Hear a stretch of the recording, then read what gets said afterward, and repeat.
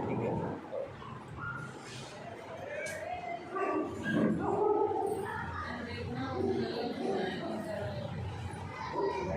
जान गोरी अनुकुल सिय ये हर्ष न जाए कही, मंजुल मंगल मूल बाम अंग फरकन लगे। गौरी जी को अनुकूल मानकर सीता जी ने हृदय को जो हर्ष हुआ वो कहा नहीं जा सकता। सुंदर मंगलों के मूल उनके बाएं अंग फड़कने लगे। हृदय सराहत सियलो नाई, गुरु समीप गवन दो भाई। राम कहा सब कौशिक पाई, सरल स्वभाव सुवत छल नाई। हृदय में सीता जी की सौंदर्य की सराहना करते हुए दोनों भाई गुरु जी के पास गए। श्री रामचंद्र जी ने विश्वामित्र से सब कुछ कह दिया, क्योंकि उनका सरल स्वभाव था, कोई भी बात छुपा कर नहीं रखी। सुमन पाए मुनि पूजा कीनी, पुनि अशेष दो भाइन दीनी। सुफल मनोरथ हो तुम्हारे, राम लखन सुन भय सुखारे। फूल पाकर मुनि जी ने पूजा की, फिर दोनों भाइयों को आशीर्वाद दिया कि तुम्हारे सारे कार्य, तुम्हारे सारे मनोरथ सफल हों। ये सुनकर श्री राम लक्ष्मण जी बड़े सुखी हुए। कर भोजन मुनिवर ज्ञानी, लगे कहन कछु कथा पुरानी। विगत दिवस गुरु आयुष पाई, संध्या करन चले दो भाई। श्रेष्ठ विज्ञानी मुनि विश्वामित्र जी भोजन करके कुछ प्राचीन कथा कहने लगे। इतने में दिन बीत गया और गुरु जी की आज्ञा पाकर दोनों भाई संध्या करने के लिए चले। प्राच दिशि शशि उदय सुहावा, सिए मुख सरस देख सुख पावा। बंद कर दे। और विचार कीन मन माही, सिए वहीं से बंद कर दे। बहुर विचार कीन मन माही, सिए बदन मम हिम करे नाही। उधर पूर्व दिशा में सुंदर चंद्रमा उदय हुआ। श्री रामचंद्र जी उसे सीता जी के मुख के समान देखकर बड़ा सुख पाया। फिर मन में विचार किया कि ये चंद्रमा सीता जी के मुख के समान नहीं है। उपमा दे रहे हैं चंद्रमा से सीता जी की। लेकिन फिर ये सोचकर नहीं, सीता जी कहाँ और चंद्रमा कहाँ। जन्म सिंध पुनि बंद विशु, दीन मलिन संकलंक। सिय मुख समता पाव किमी, चंदवा बरो रंग सियावर।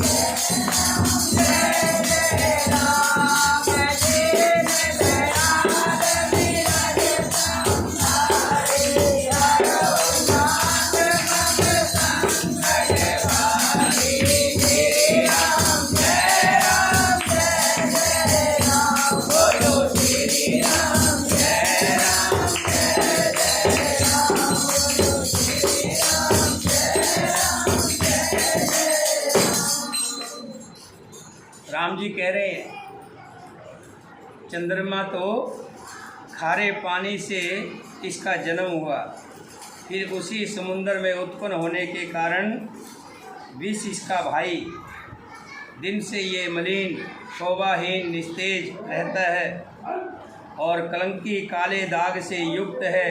बेचारा गरीब चंद्रमा सीता जी के मुख की बराबरी कैसे कर सकता है। घटें बढ़े विरहन दुखदाई, घर से राहु निज सिंधई पाई। घटता रहता है, कभी बढ़ता है। राहु और केतु दोनों इसको गस लेते हैं।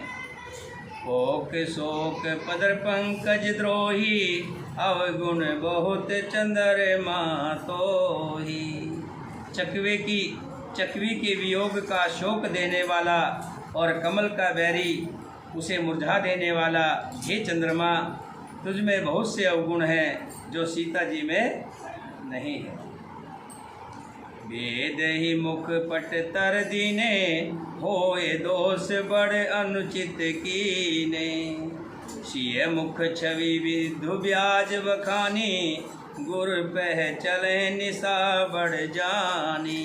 अतः जानकी जी के मुख की तुझसे उपमा देने में कड़ा अनुचित करने का दोष लगेगा। इस प्रकार चंद्रमा के बहाने सीता जी के मुख की छवि का वर्णन करके बड़ी रात हो गई।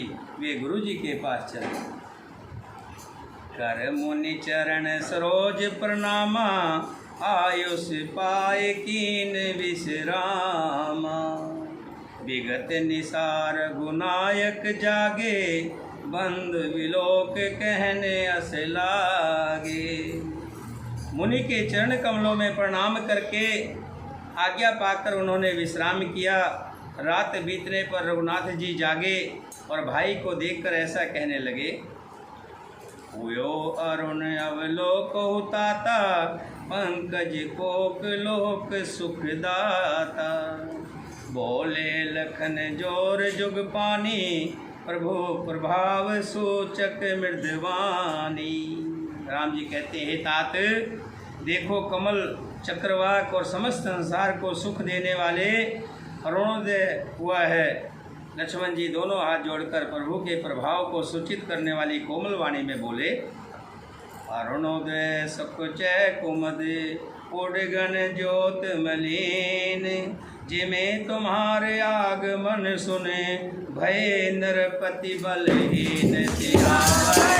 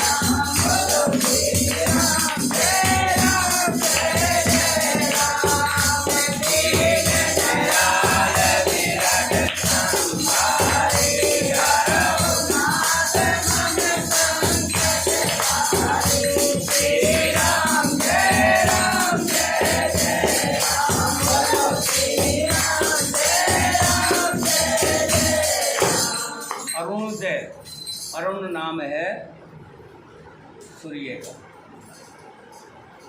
सूर्य कहते हैं कि अरुणोदय सुख च कुमुद, उडगन ज्योत मलिन। जिम तुम्हार आगमन सुने, भय नरपति बलही। लक्ष्मण जी कह रहे हैं, भाई जैसे सूर्य के उदय होने से तारों की जो रोशनी होती है प्रकाश कम हो जाता है। तारे तो अपनी जगह रहते हैं, लेकिन सूर्य की रोशनी के आगे उनका प्रकाश मध्यम हो जाता है। जैसे आपके आने से जितने राजा थे जो अपने आप को बहुत बड़े बड़े राजा समझते हैं, उनका भी तेज विहीन हो गया, जैसे तारों का तेज विहीन हो गया है। ऐसे ही प्रभु सब भगत तुम्हारे, होए टूटे धनुष सुखारे। उभय भान बिन श्रम तम नासा, दुरे नखत जग तेज प्रकाशा। वैसे ही हे प्रभु, आपके सब भगत धनुष टूटने पर सुखी होंगे। सूर्य उदय हुआ, बिना ही परिश्रम के अंधकार नष्ट हो गया, सारे तारे छिप गए, संसार में तेज का प्रकाश हो गया। रवि निज उदय ब्याज रघुराया, प्रभु प्रताप सब निरपन दिखाया। तब भुज बल महिमा उद्घाटी, प्रगट धनो विघटन परिपाटी। हे रघुनाथ जी, सूर्य ने अपने उदय के बहाने सब राजाओं को आपका प्रताप दिखलाया है। आपकी भुजाओं के बल की महिमा को उद्घटित करने, खोल कर दिखाने के लिए ही धनुष तोड़ने की ये पद्धति प्रकट हुई है। बंधु वचन सुन प्रभु मुस्काने, होए सुचि सहज पुनित नहाने। नित्य क्रिया कर गुरु पहियाए, चरण सरोज सुभग सिर नाए। भाई के वचन सुनकर प्रभु राम जी मुस्कुराए। फिर स्वभाव से ही पवित्र श्री राम जी ने सोच से निवृत्त होकर स्नान किया और नित्य कर्म करके वे गुरु जी के पास आए। आकर उन्होंने गुरु जी के सुंदर चरण कमलों में सिर नवाया। सतानंद तब जनक बुलाए, कौशिक मुनि पहि तुरंत पठाए। जनक विनय तिन आय सुनाई, हर्ष बोल लिए दो भाई। तब जनक जी ने सतानंद जी को बुलाया और उन्हें तुरंत ही विश्वामित्र के पास भेजा। उन्होंने आकर जनक जी को विनती सुनाई। विश्वामित्र जी ने हर्षित होकर दोनों भाइयों को बुलाया। सतानंद पदबंद प्रभु, बैठे गुरु पहि जाय। चलो तात मुनि कहो, तब पठवा जनक बुलाए। सिया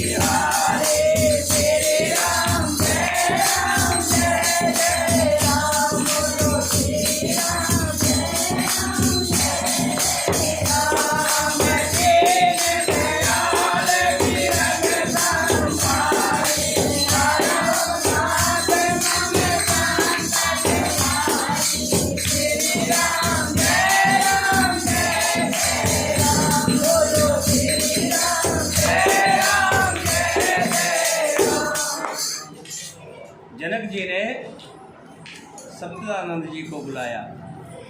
सत्तानंद जी कौन थे? जनक जी के पुरोहित थे। जैसे राजा दशरथ के पुरोहित कौन थे? राजा दशरथ के पुरोहित। कथा सुनने का फायदा तभी है जब हम कुछ सीख करके जाएं। स्कूल में आए और खेल कर चले जाएं। दो अक्षर अगर नहीं सीखेंगे तो फिर स्कूल में आने का फायदा नहीं है। कथा में आने से ज्ञान सीखना चाहिए। ज्ञान क्या है? यही जानकारी। जनक जी के पुरोहित थे सत्तानंद, और दशरथ जी के पुरोहित कौन? गुरु वशिष्ठ जी। राजा जनक ने सत्तानंद जी को बुलाया, अपने पुरोहित को बुलाया और कहा विश्वामित्र मुनि जी को, कौशिक जी को लिवाए। सत्तानंद जी विश्वामित्र जी के पास आए। आदर सहित उनको कहा कि राजा जनक ने आपको बैठावा भेजा है, बुलावा भेजा है। सिय सोमबर देखो जाई, इसका ही धो दे बड़ाई। विश्वामित्र जी कहने लगे, हे राम, चलो सोमवार देखने चलते हैं। देखो भगवान किसको बड़ाई देता है कि कौन धनुष तोड़ने का अधिकारी बनता है, कौन धनुष को तोड़ता है। लखन क्या कहते हैं, लखन कहा जस भांजन सोई, नाथ कृपा तब जा पर होई। हे मुनि जी, धनुष तो वही तोड़ेगा जिस पर आपकी अपार कृपा हो। हर्ष मुनि सब सुनि बरवानी, दीन आशीष सब सुख मानी। पुनि मुनि वृंद समेत कृपाला, देखन चले धनुष मखसाला। लक्ष्मण जी की बात सुनकर गुरु जी प्रसन्न हुए और सबको आशीष दिया और मुनियों के समूह सहित कृपालु श्री रामचंद्र जी धनुशाला देखने के लिए चले। रंग भूमि आए दो भाई, अस सुधि सब पूर्वासिन पाई। चले सकल ग्रह काज विसारी, बाल जुआन जरठ नर नारी। दोनों भाई रणभूमि में आए। रंगभूमि एक होती है रंगभूमि, जहाँ पर विवाह शादियाँ होती हैं, उसको बोलते हैं रंगभूमि। और एक होती है रणभूमि, जहाँ पर मारकाट होती है, लड़ाई, उसको बोलते हैं रणभूमि, रण। और ये क्या है, रंगभूमि। दोनों भाई रंगभूमि में आए। ऐसी खबर जब सब नगर निवासियों ने पाई, तब बालक जवान बूढ़े स्त्री पुरुष सभी घर और कामकाज को भुलाकर चल दिए। देख जनक भीर भय भारी, सुचि सेवक सब लिए हकारी। तुरत सकल लोगन पहि जाऊ, आसीन उचित देव सब काऊ। राम जी, लक्ष्मण जी और गुरु विश्वामित्र जी के साथ चल रहे। जो भी उनको देखता है, बालक क्या, बूढ़े क्या, जवान क्या, सब पीछे लग लेते, उनके साथ चलने लग जाते। और उधर रंगभूमि में हजारों कुर्सियां डली हुई हैं और उन कुर्सियों पर जगह जगह के राजागण आए हुए हैं। और वो राजा सब एक में एक बलशाली हैं। सबका ध्यान ढोलकी में, सबका ध्यान धनुष की तरफ है। सभी चाहते कि हम धनुष को तोड़ेंगे और सीता को, भाई राम लखन उधर जाके कर ले काम को, यहाँ करना तो बोलना नहीं है, बोलना नहीं भाई।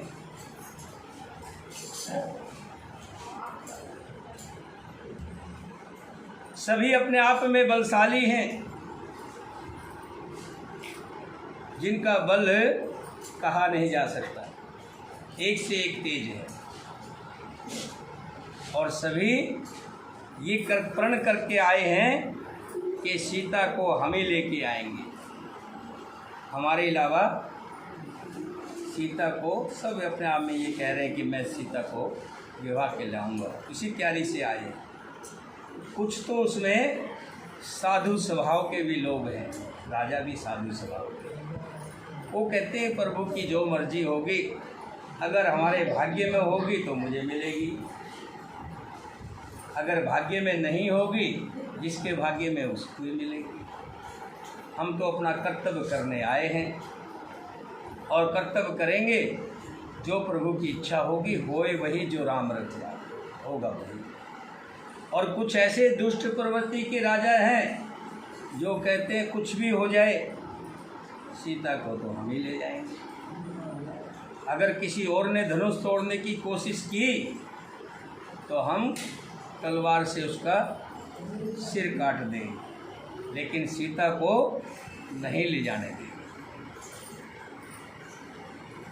अभी ऐसी चर्चा हो रही थी, आपस में बातें हो रही थी। तभी विश्वामित्र जी के साथ राम और लक्ष्मण आते हुए जनक जी को दिखाई दिए। जनक जी ने वहीं से उनका स्वागत खड़े होकर करना शुरू कर दिया और वो आगे आ रहे हैं और जनक जी उनको कह रहे हैं कि इधर से आ जाओ, इधर से आ जाओ। उनके लिए ऊपर आसन बना हुआ है।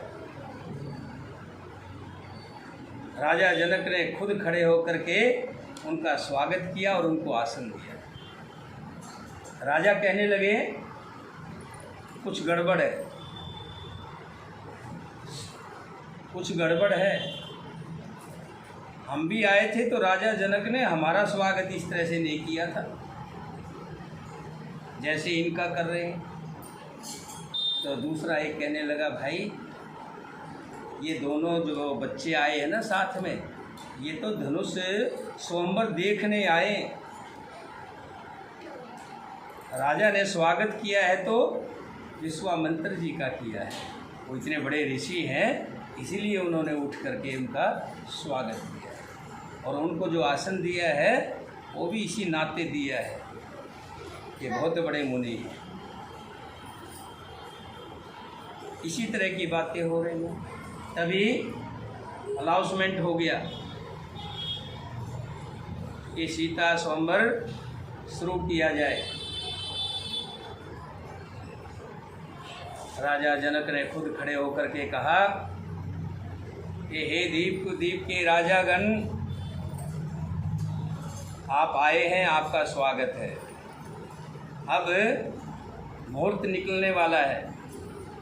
मुहूर्त कितने बजे का है? 6 बजे का, शाम को 6 बजे का, और 5 बज गए हैं, मात्र 1 घंटा पड़ा है। जल्दी जल्दी आओ और अपना जो काम करना है काम करके सीता जी को व्यवहार कर ले जाओ। 6 बजे का क्यों होता है मालूम है? वो टाइम गौधूलि का होता है। पहले जितनी भी शादियां होती थी, शादी का मुहूर्त यही निकलता था, गौधूलि का। जब गौएं शाम को अपने घर आती हैं, धूल उड़ाती हुई आती हैं, गौधूलि बोलते हैं उसको। वही पवित्र मुहूर्त होता है शादी का। और पहले उसी समय में ही फेरे होते थे। लेकिन आजकल क्या है? आजकल कोई किसी का मुहूर्त ही नहीं है। तारीख है कि 15 तारीख की शादी है और उसके फेरे जो हो रहे हैं वो 16 तारीख में हो रहे हैं। हिसाब लगा के देखना कौन सा मुहूर्त है। रात्रि को 10 बजे के बाद कोई भी शुभ कर्म नहीं होता। हवन यज्ञ वगैरह शुरू जो भी होते हैं, कोई भी रात को 10 बजे के बाद शुभ कर्म नहीं होते। और आज के टाइम में हम क्या देखते हैं?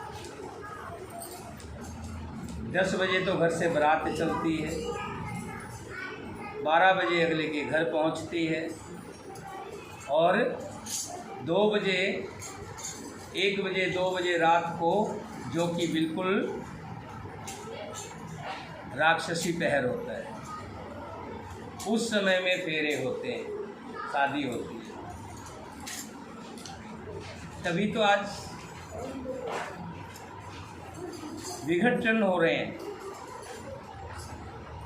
वो मन जो पति पत्नी के मिलने चाहिए वो नहीं मिलते।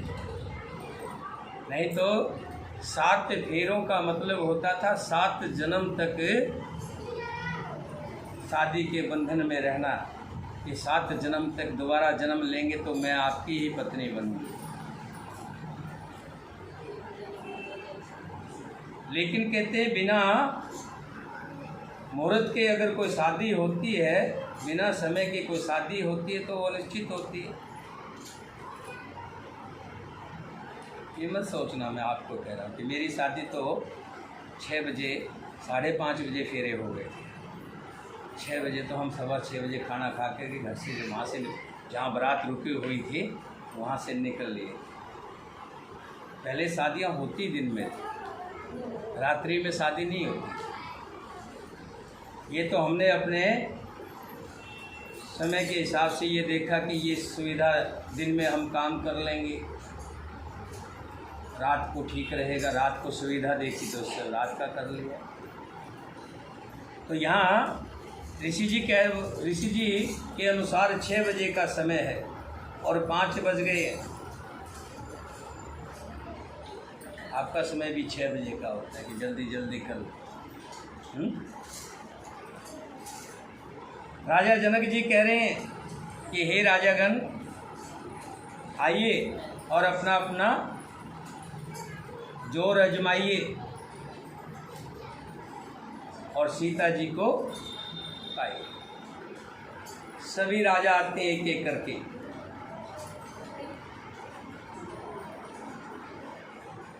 सभी राजा एक एक कर आते हैं और अपना पराक्रम दिखाते हैं। सीता का स्वयंवर कल करेंगे हम। अभी अगर इसको पूरा करते हैं तो समय बहुत ज़्यादा हो जाएगा। आप काफ़ी देर से बैठे हुए हो, तो कल हम सीता का स्वयंवर करेंगे।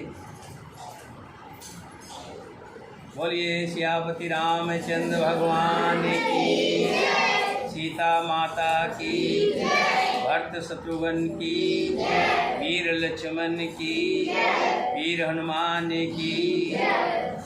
श्री राम जय राम जय राम, श्री राम जय राम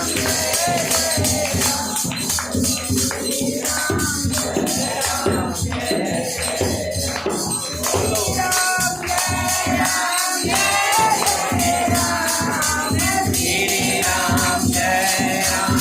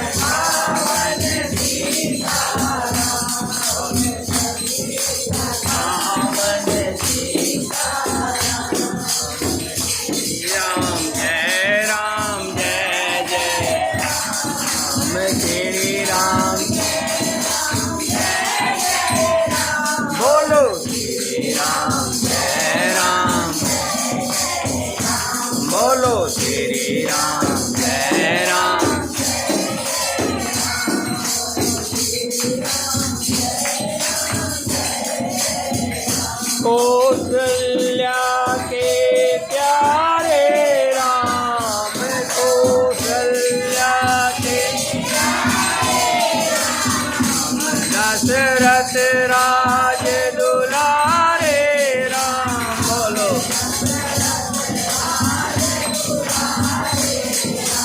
बोलो श्री राम जय राम जय जय राम बोलो श्री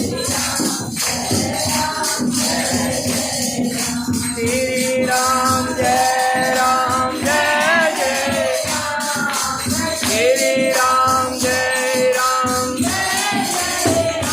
बोलो श्री राम जय जय राम बोलो